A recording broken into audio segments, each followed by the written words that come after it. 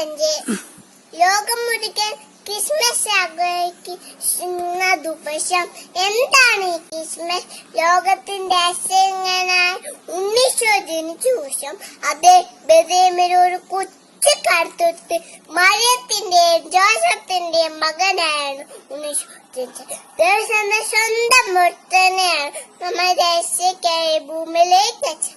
അതുകൊണ്ട് തന്നെ ആ പുണ്യദിനത്തിന്റെ ഓർമ്മയ്ക്കായി നാം ഓരോ ക്രിസ്മസ് ആഘോഷിക്കുന്നു.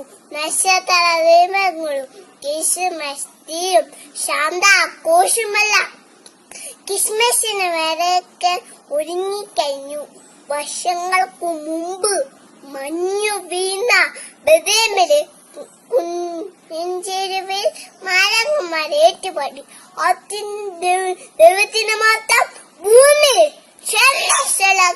സമാധാനം. ദാവീദിന്റെ പട്ടണത്തിൽ നിങ്ങൾക്കായി ഒരു രക്ഷകൻ കർത്താവായ ക്രിസ്തു ഇന്ന് ജനിച്ചിരിക്കുന്നു എന്നാണ്.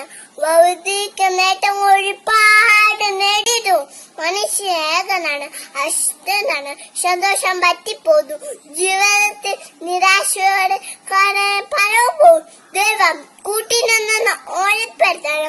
ഓരോ ക്രിസ്മസ് ആഘോഷങ്ങൾ നഷ്ടപ്പെട്ടുകൊണ്ടിരിക്കും.